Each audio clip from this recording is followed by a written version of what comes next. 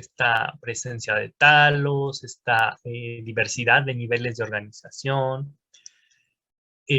la presencia en ciertos ambientes y el metabolismo, ¿no? Que se centra en ser fotoautotrófico, oxigénico.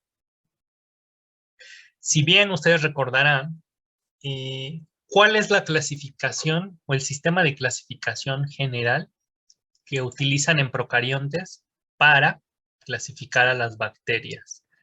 ¿Me puedes decir, Dana Paula?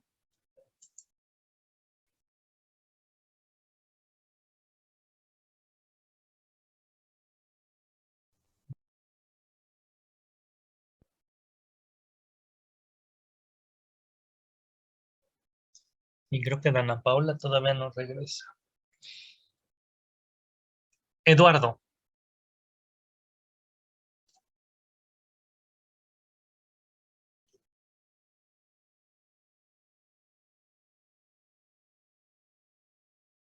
Y ya van 2 descabezados hoy entonces. Julieta.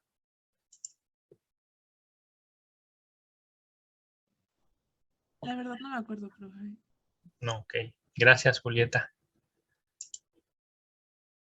Pau.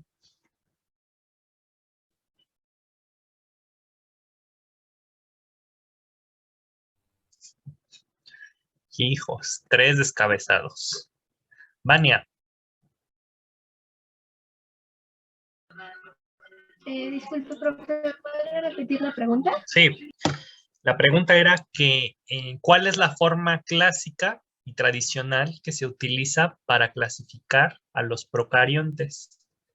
Ustedes saben que fue por morfología. ¿Recuerdas cuáles eran esas formas morfológicas bajo las que se denominaban las bacterias?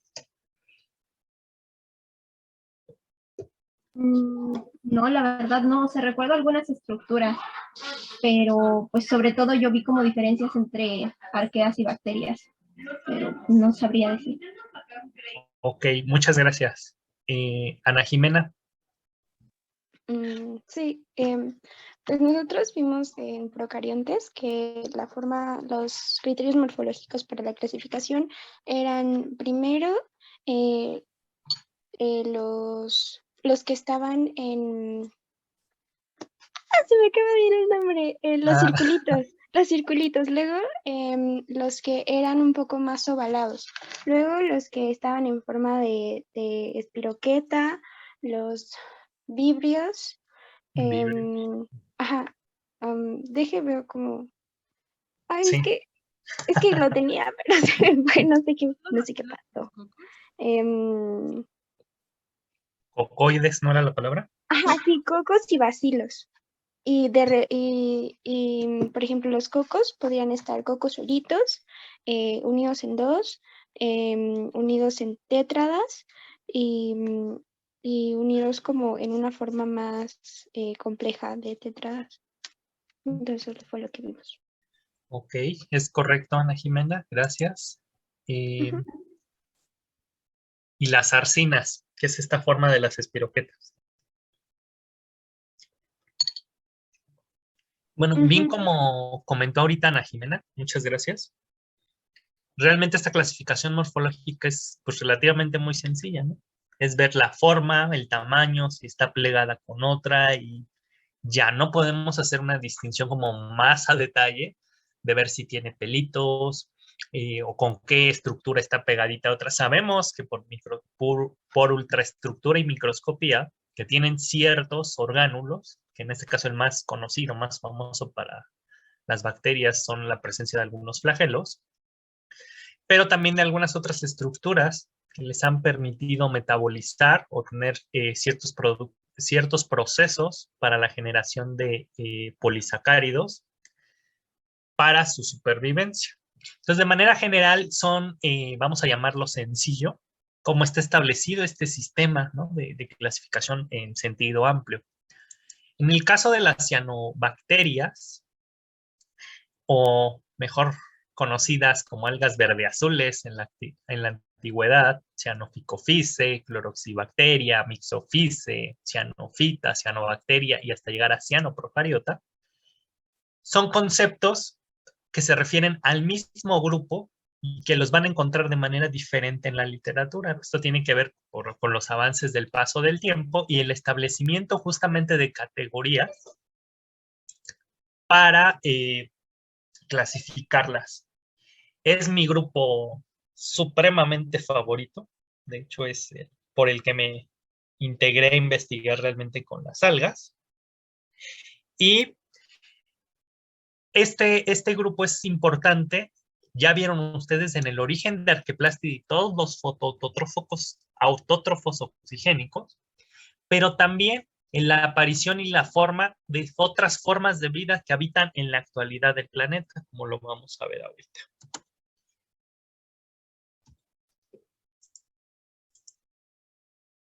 En esta fotografía, que fue tomada en 2020, en plena pandemia, se observa una coloración verde, entre verde oscuro, verde pasto, en una región del mar Báltico, o el océano Báltico, como le ven aquí.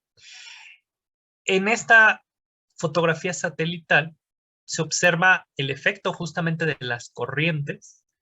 Aquí si observan el color del agua es realmente oscuro azulado y es súper evidente esta turbulencia que habla justamente de la presencia de organismos fotosintéticos. ¿Cuál es el indicador? El color inicialmente, para distinguir que son organismos que hacen fotosíntesis, la clorofila, y de ahí justamente esto.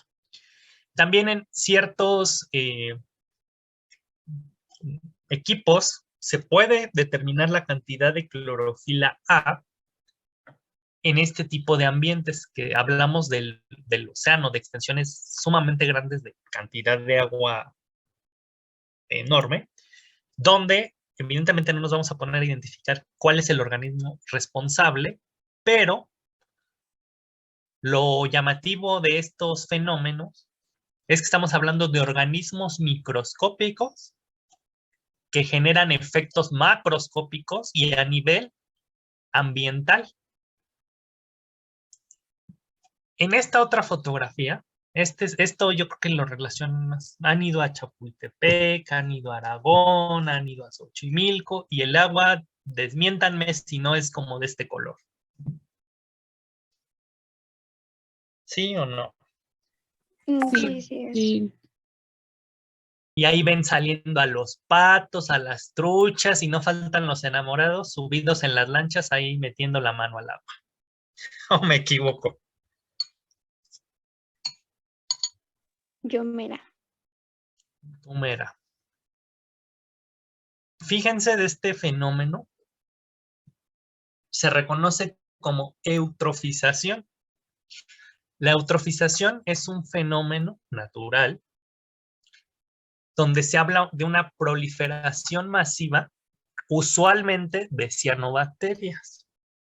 En el mar también se puede dar un fenómeno con dinoflagelados, pero en este caso la coloración es distinta, es entre marrón, parda, incluso es roja, de ahí que venga el nombre de mareas rojas. Estos fenómenos reflejan a nivel ecológico un desbalance, un desequilibrio en ese ambiente. Es decir, cambiaron las condiciones que estaban y generaron un efecto favorable, en este caso, para estos organismos para proliferar. Generalmente el factor así principal, que es el que detona estos fenómenos, es la incorporación de nutrientes, es decir, nitrógeno y fósforo al cuerpo de agua. Nitrógeno y fósforo son elementos indispensables en el metabolismo fotoautotrófico. Es decir, todas las algas los requieren. Pero dentro de las algas ustedes van a ver que hay diferentes fisiologías, hay diferentes respuestas al medio y hay estrategias ecológicas, eso lo verán más adelante en ecología, pero donde los organismos tienen diferentes estrategias para responder a estos factores. Hay organismos que se aprovechan de ellas y crecen, lo ven en exceso y ¿cómo? Y hace que justamente empiecen a proliferar. Vamos a recordar que las cianobacterias aquí tienen ventaja en este tipo de ambientes, dado que su reproducción es más rápida, dado que generalmente es asexual. Vamos a hablar de la fisión binaria como un proceso que es sumamente rápido y que les permite alcanzar estas tasas para cubrir justamente con su biomasa. Si observan ustedes aquí la imagen, se observa hacia el centro una coloración verdosa como pasto y hacia las orillas más parda. ¿Sí lo ven? Sí. Sí, sí se aprecia. Ok. Si se fijan aquí también, se ve blanco hacia las orillas. En el caso de esto blanco, tiene que ver con la salinidad. Estamos hablando de ambientes aquí, que es África, donde la incidencia de luz solar es más fuerte a lo largo de todo el año y donde en este caso, que coincide con la primavera, este tipo de cuerpos de agua se empiezan a secar. Entonces, eso incrementa justamente la salinidad hacia adentro. Pero, si se fijan, la salinidad, esta cobertura blanca, las algas casi no se observan en la pericino café, que podrían ser incluso otros organismos fotosintéticos, e incluso podría ser biomasa de estas muertas que está hacia las orillas. O sea, porque evidentemente es tan grande su tasa de reproducción que se buscan estrategias, como vamos a ver, que permiten que se haga cierto sombreo y la parte de arriba es la que recibe la luz directa. Evidentemente no soportan esa temperatura y empiezan a morir, pero las que quedan en las capas inferiores o hacia abajo de la columna de agua sobreviven. Aquí el problema sanitario es la liberación de toxinas que se conocen como cianotoxinas.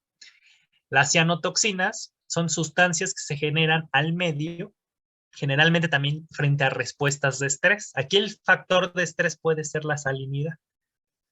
Ellas crecen en ciertas cantidades, están a todo dar aprovechando ahí los nutrientes, pero aquí también es una situación estresante porque se está reduciendo el cuerpo de agua, está aumentando la salinidad, entonces ellas como estrategia empiezan a proliferar, pero empiezan a segregar sustancias químicas para inhibir el crecimiento de otras especies. En este caso del fitoplancton.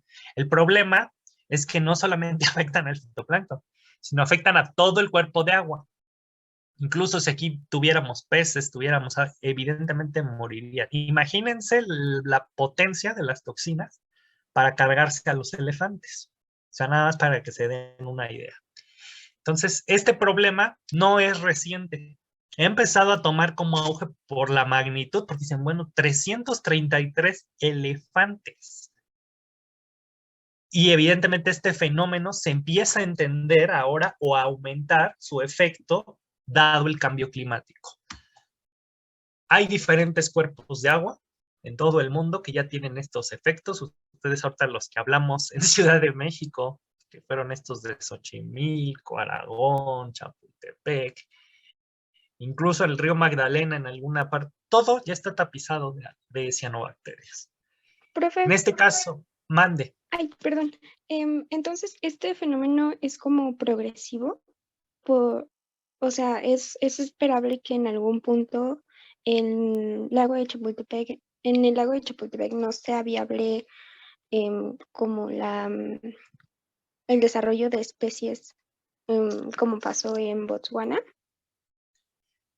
Sí, mira, de manera natural el proceso se da en los lagos tienen una evolución, no son estáticos. A veces como que se nos va esto. Recordemos que hay diferentes tipos de cuerpos de agua. En este caso, el de Chapultepec, con el que estás planteándome, es de uso recreativo y realmente hay un proceso de bombeo que traen el agua a ese espacio. Ya no es agua, vamos a decirlo, natural de ese espacio, ¿no? Entonces, hay cierta circulación y hay como manita del hombre. Pero hay ambientes donde prácticamente no hay como metida de mano, vamos a decirlo, y a lo largo de su historia evolutiva un lago empieza por problemas, imagínense, por ejemplo, un lago, recuerden que los lagos vimos que eran como estas canastitas, ¿sí? ¿Sí se acuerdan? Ajá. Que Sí. tienen como vórtice, como cuenquita. Cuando llueve, ¿a dónde se va a acumular el agua? Hacia el centro, ¿no? Cae y empieza a tocar el lago. A ver, para hacerlo más gráfico. Imagínense que este es un lago. Hay una profundidad y evidentemente hay un espejo donde cae el agua. Cuando llueve, generalmente puede llover sobre el cuerpo de agua o puede llover en un bosque aledaño. ¿Y qué pasa con esa agua? ¿A dónde va a dar? Al lago. ¿Qué pasa? Empieza a filtrarse, ¿no? Por el subsuelo. O puede venir con ¿qué pasa cuando llueve mucho? Se desgaja la tierra, ¿no? ¿O no? Sí. O sea, como que se desborda. Es que no entiendo el término desgajar. Desgajar es que se empieza como a desmoronizar, en este caso el suelo, y empieza, es como si tú eches una cubeta de agua sobre una maceta, va a botar la tierra hacia afuera. Y en este caso, si hubiera un flujo de agua para una coladera, ¿a dónde se llevaría ese sedimento? A la coladera, ¿no? Ah, ok, ok. Sí, sí, más o menos como que entienden por ahí. Sí, ya. Gracias. Entonces, eso pasa a lo largo de los años. Hay lluvia, alternancia de las estaciones. Generalmente lo más usual es entre el verano, el otoño y el invierno. Y esto pasa año tras año tras año. Ese sedimento se va acumulando. Hablamos de porciones muy pequeñas, pero lo que hace es que se empiece a colmatar de la parte de abajo y la profundidad empiece a disminuir. ¿Es cierto o es falso?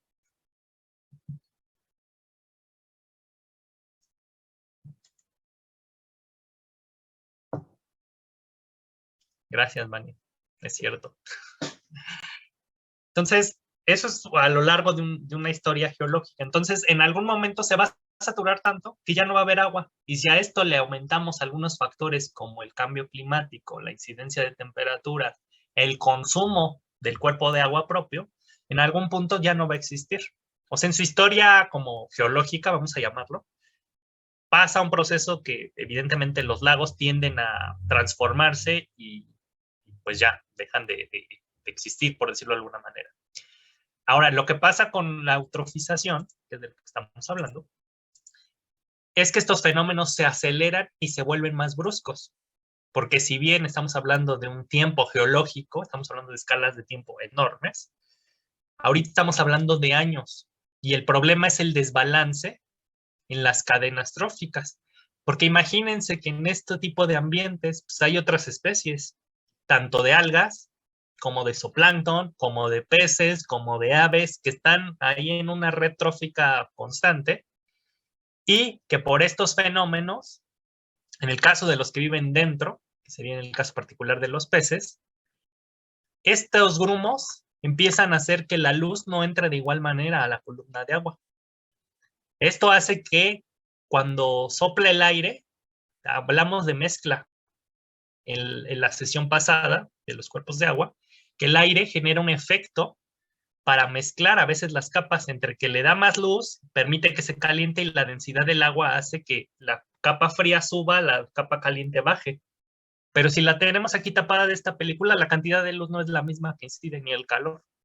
Entonces esos fenómenos inciden en la dinámica de todo el cuerpo de agua, se empieza a reducir la oxigenación, esa oxigenación lleva a que ciertas especies empiecen a morir, y si resisten todo eso, ahora si en algún momento se generan estas sustancias químicas por parte de las cianobacterias, pues fueron, ¿no? Entonces es un problema sumamente complejo que no se ha atendido. En en Chapultepec incluso no puedes tomar muestras de agua. Eso quiere decir que esconden algo por ahí respecto a... Y me imagino que estos procesos de sanitización del agua no son tan frecuentes. Entonces, esto es un problema de salud mundial y que tiene consecuencias no solamente para los seres humanos y el uso del recurso, que estamos hablando del agua, sino la pérdida para todos los seres vivos. Por un fenómeno que, bueno, de manera natural crece. Entonces, estos fenómenos se hacen más frecuentes cada verano en regiones que también están en la parte más austral, no solamente en la parte tropical. Dado en el trópico se hace como más evidente, pero ha sido más brusco en las zonas templadas.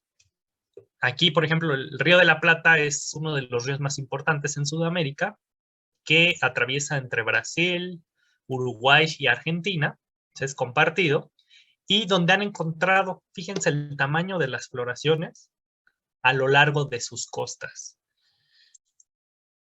Aquí es un mapa, en este caso, que han hecho un trabajo de georreferenciación de floraciones de cianobacterias desde la década de los 40 hasta el 2014. Fíjense, en los puntos negros es donde se han registrado floraciones de cianobacterias, que prácticamente es aquí una región importante entre el Río de la Plata y el Río Uruguay y el Río Paraná, y donde se ha visto que en estas zonas aledañas se han registrado incrementos en la actividad agrícola ganadera. Es decir, se han talado bosques y se han instaurado estas tipo de, ¿cómo decirlo?, de industrias que se dedican a la utilización de espacios que evidentemente de forma natural no era, y que ha generado justamente en la abundancia y la dominancia de estas especies. Ahora el problema es, dices, bueno, sí, me llena el agua de floraciones, pero vamos ahora al problema de qué especies pueden producir toxinas, y en este caso estos reservorios de agua también se utilizan para el ganado. Entonces, si vas al ganado, por coincidente, ¿quién se come el ganado? Nosotros. Y pues ahí vamos en una bola de nieve, todos montados, por justamente, y este trabajo se me hace interesante porque te muestra el impacto a lo largo del tiempo. Ahora, donde no tenemos registros, por ejemplo, en México no hay muchos de estos estudios. ¿Cómo obtenemos los cuerpos de agua? ¿Los cuidamos? ¿En qué estado están? Entonces, hay muchas preguntas que hacerse respecto a esto. Aquí en este trabajo, justamente se habla de Chapultepec, canotaje, para que no les digan, no les cuenten. Aquí hay fotografías donde prácticamente todo el año el agua es verde. Y en el caso, por ejemplo, de las pistas de canotaje en Xochimilco, estas películas incluso se ven más densas. Es decir, tienen cierta consistencia. Aquí el agua, uno puede meter la mano y sí, es pura agua y no se te queda biomasa de la cianobacteria, pero hay florecimientos muy densos donde sí puedes sacar la nata así con la mano. Adelante, Daniel. Yo vivo justo al lado de la pista de canotaje y puedo decir que hay algunas épocas del año donde las capas de bacterias como que son más gruesas y se encuentran en más cantidades y en más zonas alrededor de la pista. Y es algo que he notado. ¿En qué temporada las has notado más frecuentemente, Daniel? En verano, que es cuando el gobierno contrata como a trabajadores para que vengan a limpiar. Bueno, no a limpiar, sino a cortar el césped. Y mucho de ese césped termina yéndose, pues, al, digamos, lago. Termina cayendo ahí y se empieza a salir más de la bacteria. Pues sí, porque le están echando nutrientes. Exactamente. Esos efectos, y no el buen tratado, en este caso de estos sitios recreativos, espacios verdes, genera justamente por este tipo de malas prácticas que se fomente la introducción de nutrientes, ¿no? De por sí el vertido residual es frecuente de todas nuestras casas y va a desembocar al río, y ahora echando la cobertura vegetal al agua, pues es echarle más caldo a las albóndigas. Entonces, es interesante, gracias por compartirlo, Daniel, porque justamente tú te has dado cuenta de manera precisa de estos cambios y esta estacionalidad, ¿no?, que tienen estos fenómenos. Generalmente en verano, como comentas, o en primavera, donde la cantidad de temperatura y radiancia lumínica es distinta. Aquí esta es una cianobacteria, es una de las más frecuentes en estos bloms, de hecho es la más estudiada. Ahora se llama Raphidiopsis, pero para 2013 se le conocía como el género Cylindrospermopsis, Ustedes observan en esta morfología un filamento de células tabicadas, que es un filamento con células pegadas, tabicadas, que tiene estructuras diferenciadas a lo largo del filamento. En este caso se pueden observar esta estructura grande, ahorita vamos a ver, que se llama cineto. Heterocito es esta que tiene en las puntas. El heterocito tiene una función de la fijación de nitrógeno. En condiciones que no las tienen, ellas son capaces de fijar ese nitrógeno. Y en el caso de los acinetos, son estructuras de resistencia. Es decir, me cambias las condiciones del medio a algo que no me gusta y me está generando estrés, desaparezco, pero quedo aquí en esta estructura que tiene carbohidratos, proteínas y algunas otras sustancias de reserva y que está cubierta, en este caso, por una cobertura bastante dura de mucílagos que le permite sobrevivir bastante tiempo. ¿Cuánto creen que le permitiría esta estructura en un ambiente estresante sobrevivir a las cianobacterias? En un número.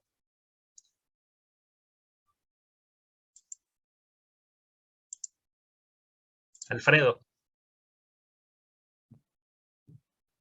La verdad no se me ocurre algo, profe. Ok, gracias. Profe, no entendí bien la pregunta. ¿Podría volver a hacerla? Sí. Estas estructuras, las esporas, los acinetos, bueno, es un equivalente al término de espora. ¿Cuánto tiempo creen que le dé de viabilidad en un ambiente súper hostil para volver a regenerarse?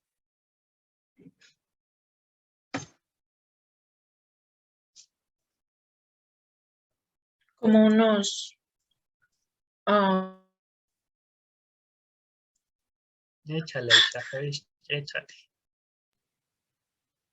¿Como un mes? ¿2? Gracias, Daniel. ¿Alguien da más? ¿Alguien da menos? Celeste ya se acerca un poquito más, de 1 a 5 años. Pues se ha encontrado que estas estructuras en algunas especies llegan a estar presentes hasta 75 años en el agua y pueden volver a generar al organismo como tal, 75. Estamos hablando de muchísimo tiempo que puede permanecer ahí encapsulada. Entonces, ese tipo de estrategias les han permitido dominar y colonizar desde el principio de los tiempos, justamente, y hacer uso eficiente de los elementos presentes en los medios. Esta cianobacteria, que les decía que se llama ahora Raphidiopsis, es de las más comunes en las floraciones de floraciones de cianobacterias. De esta hay muchos trabajos en la literatura. De hecho, hay estudios de reconstrucción filogeográfica y de ecofisiología de esta especie que se considera ahora invasiva. Si ustedes se fijan, tiene distribución amplia en el mundo y lo más llamativo era que se registró por primera vez en África, en una zona sumamente tropical y se creía que era sumamente tropical. Y con el paso del tiempo se ha empezado a registrar en zonas altamente templadas y ese problema justamente habla de una adaptabilidad. Se han hecho estudios de ecofisiología para ver las tolerancias de temperatura y se han encontrado en rangos de 14 grados en lagos relativamente fríos hasta lagos que llegan a tener temperaturas de 35 o 36 grados. Entonces es un gradiente amplio de temperatura que le permite justamente estar presente y colonizando estos ambientes, aunado a la producción, ahora ya no de una toxina que se llamaba cilindrospermopsina, la primera que se conocía para África, sino de la saxitoxina, que ahora se han hecho estudios justamente de esta generación de toxinas por parte de esta cianobacteria, y se considera que para África y Europa se produce cilindrospermopsina y hay otro clúster que le llaman, o otra aparición de estas nuevas toxinas o ¿cómo le llaman? Armamentística química que tiene esta cianobacteria. Y para América se ha registrado que la presencia es de saxitoxina. Entonces, ahora ya no es el problema solamente con la producción de una toxina, sino hay una divergencia y son moléculas altamente complejas. Bueno, en este mapa es esta parte de la posible centro de origen y de distribución a lo largo del mundo. Y como observan, justamente se han hecho reconstrucciones súper ancestrales de cómo se desplazó esta posible producción de toxinas a ciertas regiones del mundo. Fíjense, desde antes de que se separaran los continentes. Entonces, este trabajo es sumamente interesante porque permite hablar de patrones de distribución biogeográfica, pero permiten justamente entender un poco los alcances de un organismo que aparentemente es microscópico y uno no te hace ningún efecto, pero cuando aparece en altas tasas, ¿cuál es la consecuencia en este caso para el medio ambiente y los seres vivos? En este otro se han hecho clústeres porque hay variaciones de esas citoxinas. Si bien el concepto habla de un tipo químico particular, hay variaciones. Y este trabajo justamente es para esta parte de Argentina y Uruguay, donde les digo, el biomonitoreo es como más constante. Tienen, de hecho, investigadores muy buenos en esta parte de estudios de toxicidad y gestión de calidad del agua. Y se ha visto que cada cepa de los organismos que han aislado, si bien son saxitoxinas, hay cierta variación morfológica. Entonces, que sería un equivalente a esto que ahorita vemos de las variantes del COVID, sería un tipo homólogo de relación.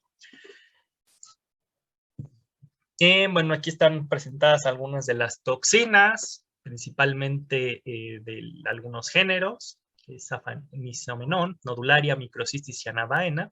Ustedes observarán que tienen diferentes compuestos, que son las saxitoxinas, las nodularinas, microcistinas, anactoxinas. Microcistina es otra de las más frecuentes que tenemos en América. De hecho, en trabajos que han hecho en Brasil y aquí en México es la que domina, la microcistina. Y en este caso la especie, pues el común aquí en América también es microcistis, complejo, porque también hay muchas especies de microcistis que producen las toxinas.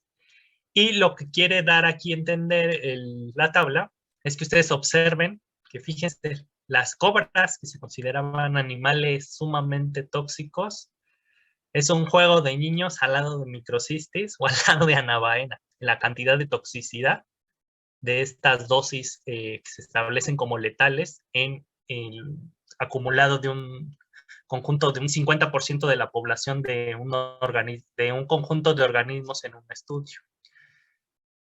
Entonces, pues estamos ante un problema severamente grave y nadie hace escándalo, así como el COVID y que no sé qué. Tenemos problemas más importantes a nivel global, justo con esto del cambio climático. Esta es otra tabla también de comparación de toxinas biológicas. Observen justamente que las toxinas de cianobacterias son sumamente potentes y que incluso superan a las que clásicamente considerábamos como que te mordía una cobra y ya fuiste, ¿no? Bueno, este tipo de problemas han llegado justamente a afectar también a las comunidades humanas. O sea, la falta de conciencia de los gobernantes, más bien yo creo que se debe a la ignorancia, porque sí ha habido efectos. En este caso, esta tragedia es súper famosísima, que se dio en Brasil, en un hospital de hemodiálisis. Fíjense, en un hospital. Aquí iban a tratarse pacientes que eran dializados, con agua evidentemente obtenida en el hospital. Esta agua era filtrada por diferentes fuentes como carbón activado, ozonificación, e incluso creo que se ha mencionado que también había luz ultravioleta, como en ese proceso, o eso dice el hospital, ¿no? Porque bueno, una cosa es lo que dicen y otra es lo que pasa. Y el hecho es que en algún momento empezaron a ver decesos o personas que regresaron a las clínicas como diciendo es que, y se empezaron como a llamar la atención porque decían, bueno, tiene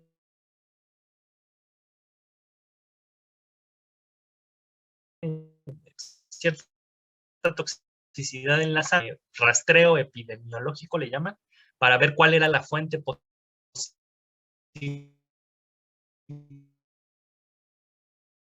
de esta afectación. Y el primer factor que encontraron en común es que de benital entran ya sí, ahí fueron no fueron microcistinas, perdón, carbono activado, la luz ultravioleta. Se revisaron todas las instalaciones, todas funcionando. Hay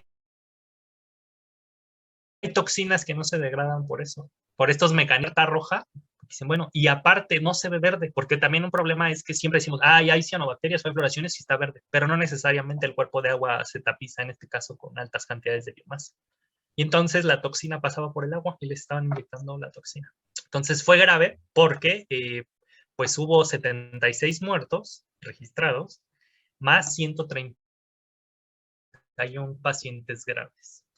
Entonces, a raíz de esto, la Organización Mundial de la Salud ha establecido criterios justamente de cuál es como la tolerancia o dosis máxima permitida que podrían tener estas toxinas en el agua. Y aquí establece justamente este valor de 1 microgramo sobre litro. El que habían encontrado aquí en esta hospital estaba en 19.5, o sea, estaba casi 20 veces arriba del valor tóxico. Entonces, es un caso grave, tiene más de, casi va a cumplir ya 30 años, y no nos ponemos las pilas justamente con este problema de cambio climático. Otros ejemplos interesantes de esto de las cianobacterias es su aparición o su relación con ciertas prácticas ancestrales. En este caso, había un problema relacionado con Alzheimer en una isla que se llama Guam, donde la mayoría de la población tenía estos problemas, más que nada en el sistema nervioso, pero se reflejaba en Alzheimer y otras patologías. Cuando empezaron a determinar a nivel clínico cuál era como el factor que predisponía a las personas de la isla a este tipo de enfermedades, pues empezaron a rastrear por lo genético, ¿no? Decir, bueno, a lo mejor como es una isla, la mezcla genética generalmente es al interior, no hay mucha variación, y posiblemente eso desencadene en que pues, este tipo de enfermedades vayan como hiladas al genoma, por decirlo, de la comunidad. Pero después empezaron también a analizar como qué prácticas tenían en común o cuáles eran los factores ambientales que podían incidir. Entonces observaron que en esta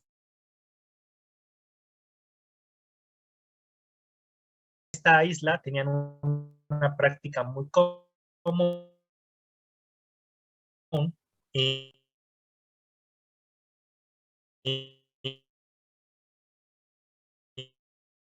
aparentemente 2 veces al año, en un vivo, unos frutos eran utilizados en esta práctica milenaria.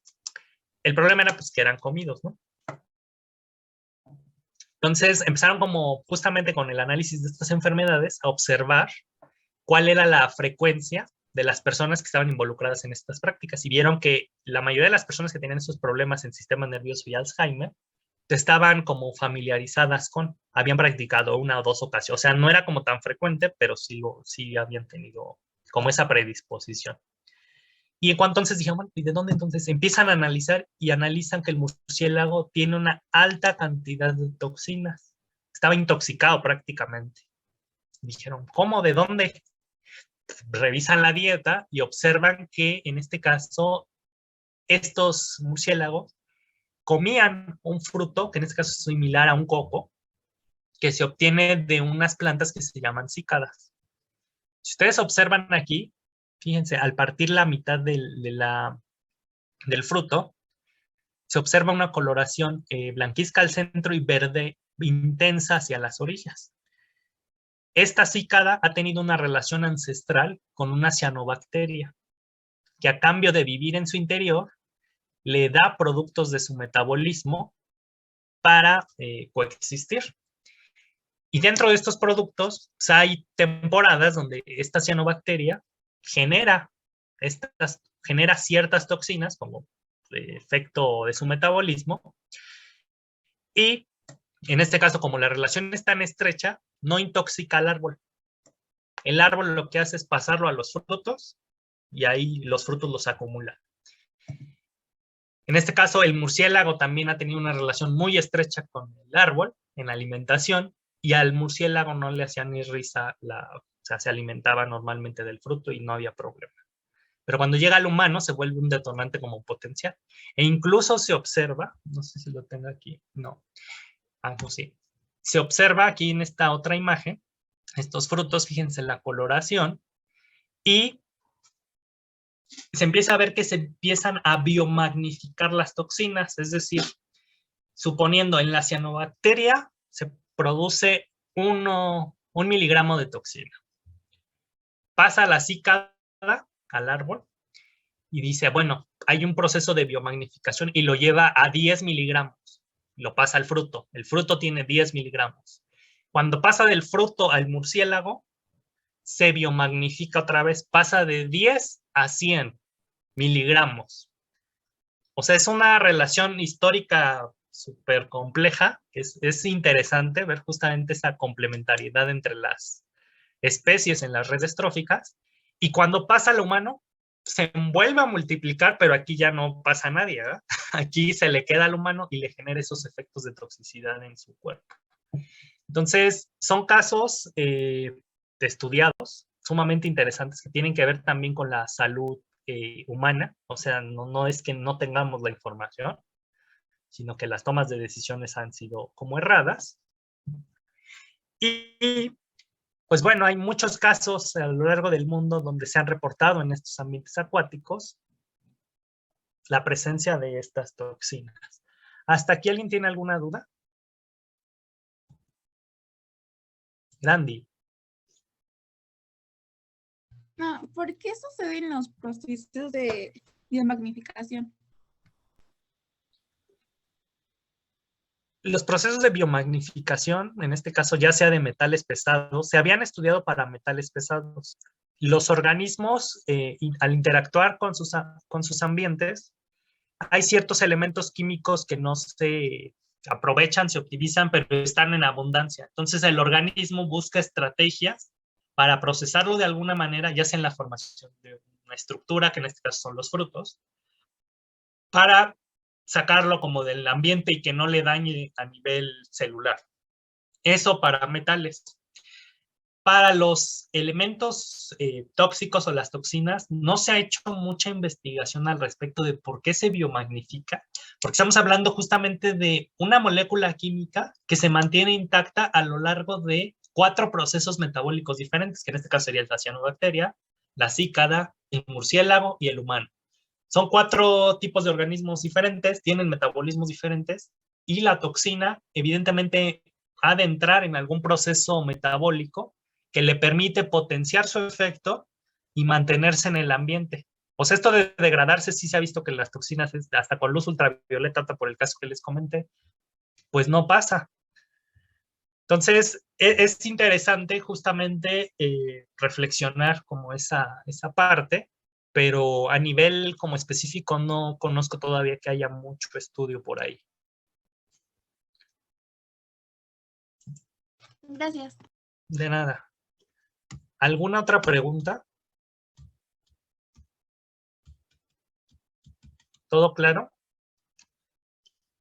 ¿Pueden prender sus cámaras tantito? Todo claro. Vale.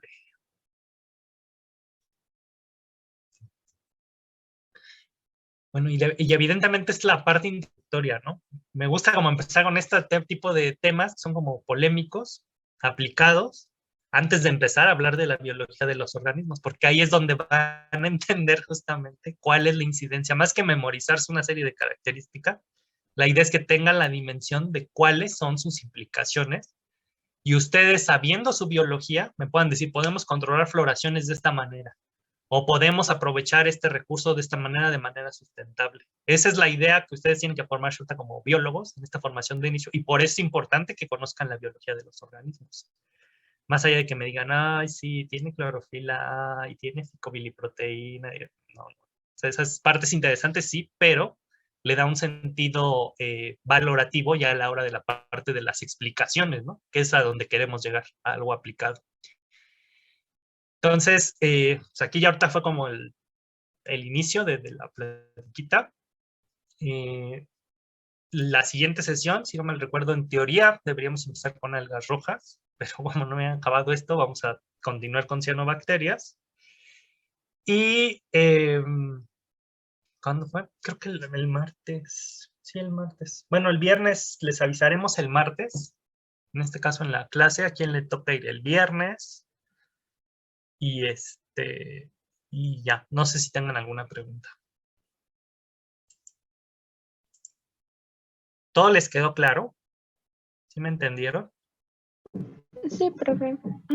Entonces, bueno, en dado caso que sí salgamos, que es muy poco probable, pero que sí salgamos el 17, sí vamos a tener como un justificante para, para las demás materias, ¿verdad? Porque justo tengo pues todas mis prácticas ese día.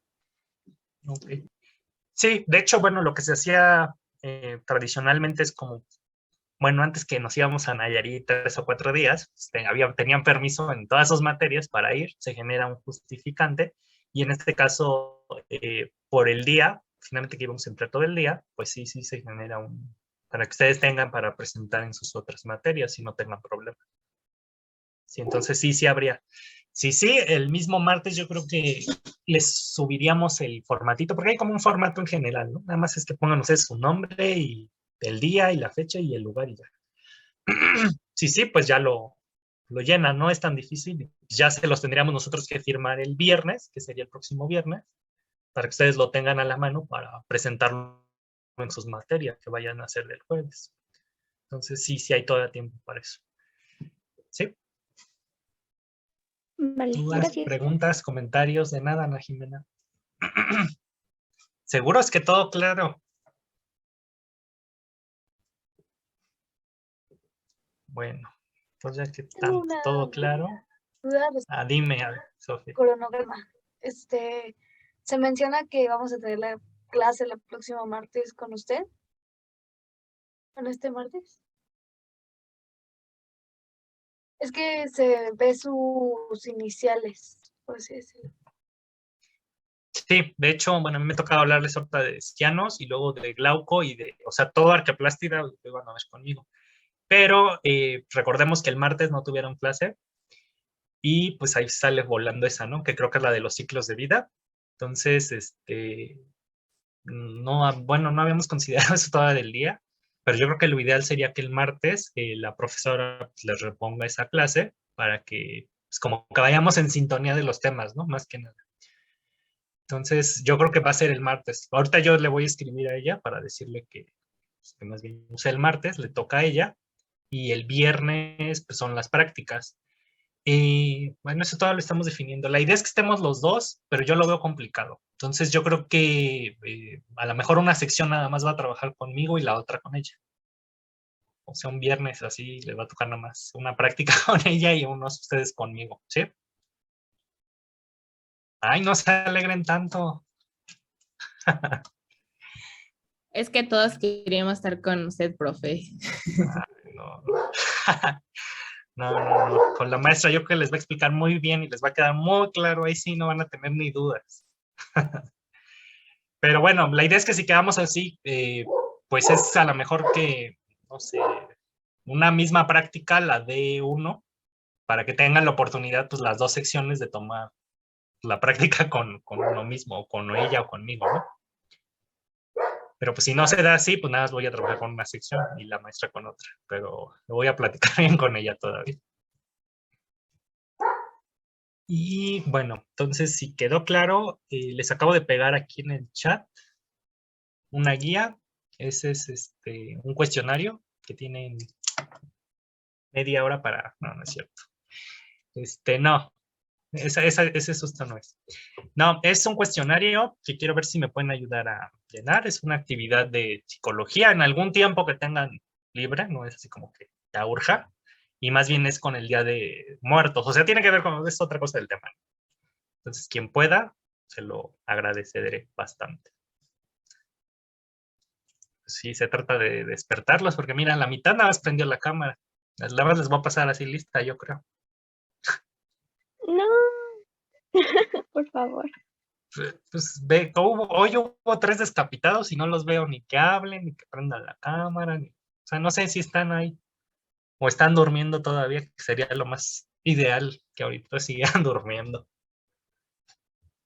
Sí, entonces, ¿dudas, comentarios, preguntas? ¿Todo claro?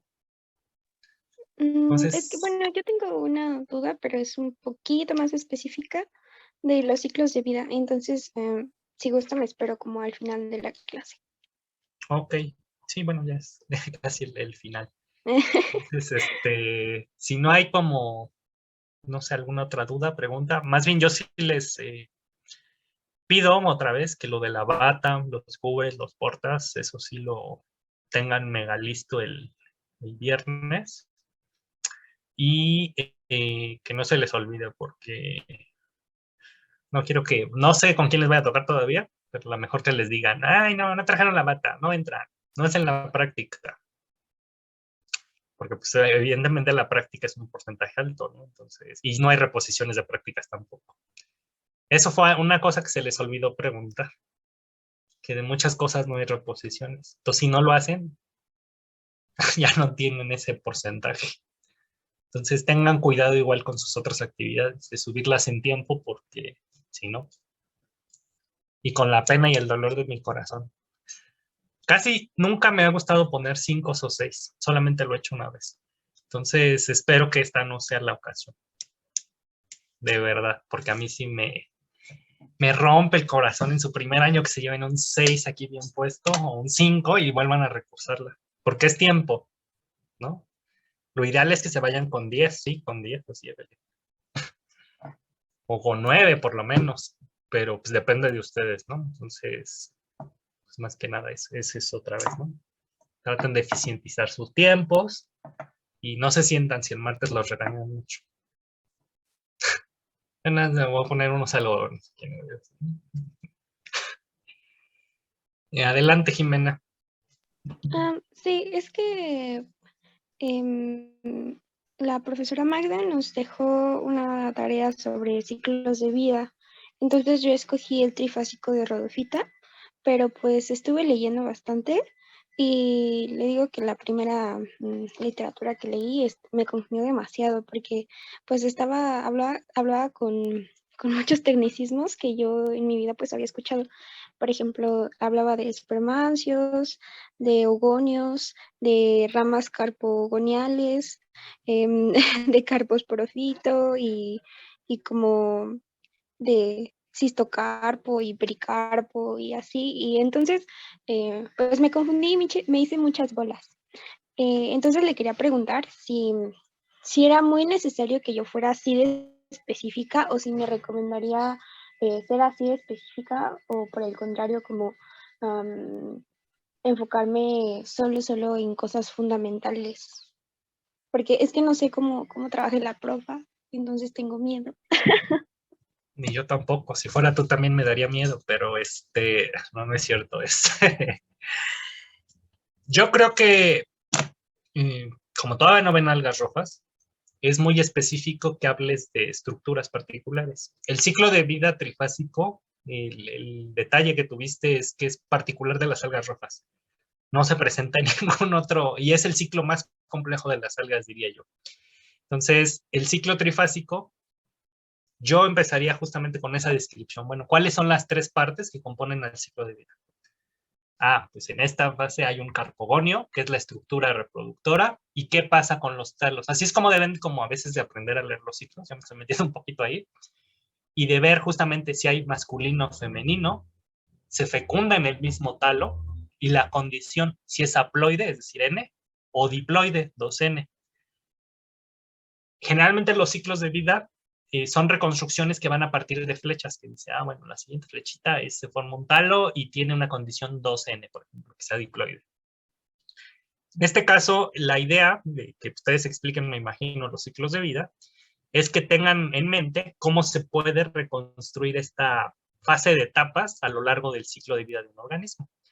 Entonces, más bien yo empezaría describiendo eso, Ana Jimena. ¿Cuáles son los 3 componentes? Poner las estructuras y ver las condiciones, en este caso si es haploide o diploide. De ahí en fuera ya todo lo demás del ciclo de vida lo van a poder leer o interpretar en ese sentido. Entonces tomaría esos 3 elementos para reconstruir. No sé si a ella les pasó un artículo, hay un artículo en español muy bonito de ciclo de vida de las algas. Está súper entendible, así es como yo le entendía los ciclos de vida, porque sí, cuando te metes a los libros y empiezas a ver los dibujos y que 2N y que el talo y que si es femenino y que no, que en el mismo talo se generan los 2 procesos, y más como términos, ¿no? Que dice singamia. Bueno, ¿qué es esa palabra, no? En mi vida la he escuchado, ¿no? Entonces, la idea es que también puedan recurrir ustedes, en este caso, a glosarios. Les compartimos un glosario que fue el de algas, de Carmona, está ahí en el archivo. Y les voy a pegar aquí ahorita una liga. También se los pusimos ya en el cronograma, pero ya vi que ese cronograma para 2 cosas, donde pueden buscar esas palabritas que les son rimbombantes y ustedes dibujarlo. La idea es que ustedes lo esquematicen y tengan idea de cómo va el ciclo, no de que se aprendan todas las estructuras. Entonces, este es un glosario en línea, acaba de salir, lo acabamos de sacar a la venta. Está recién publicadito ese trabajo en el Instituto de Biología. Y bueno, está el otro archivo que les comento de Carmona, que dice Algas Glosario Ilustrado. Y pues ya, esas serían mis recomendaciones, Ana Jimena. Ok, ¿y el artículo está en el Drive o me puede pasar el nombre como para buscarlo?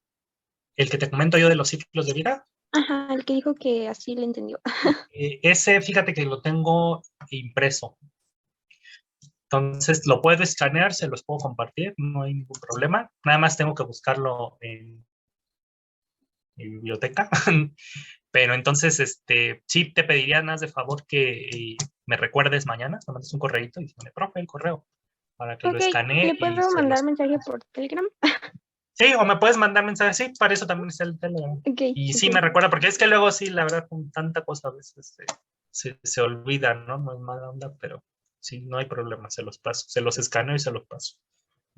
Ok, muchas gracias, profe. Entonces eso sería todo. No, de nada, Ana Jimena. Jimena García. Bueno, yo me preguntaba si podría hablar ahorita 5 minutos solamente cuando termine la clase con usted. Gracias. Sí. De hecho, eso te iba a decir, porque sí me llegó tu mensaje. Sí, espérame nada más tantito entonces. Y los demás, si ya no tienen alguna duda, está todo claro. Entonces les encargo, ¿no? Lo del Forms, cuando tengan tiempo, porfa. Aunque pongan cara de, ay, sí, profe. Es para que se vayan familiarizando con el examen, porque si no, cuando llegue el examen van a decir, ay, ¿cuál examen? ¿De qué habla? Adelante, Evelyn. Nada más para recordarle de si podía checar mi correo para el texto, por favor. Sí. Te conté, eso sí te lo contesto ahorita. Ok, muchas gracias, profe. No hay de qué. Y bueno, señoritas y jóvenes, si no hay nada más que agregar, entonces pues ahí la dejamos. Sí me voy a conectar el martes, nada más un ratito, a ver qué les dicen y ya. Y ya nos vemos el viernes, para darles más bien también indicaciones, ¿no? De lo del laboratorio. Gracias, profe. No hay de qué, que tengan buen fin de semana. Muchas gracias, profe. Nos vemos. Gracias. Muchas gracias. Hasta luego. Bien.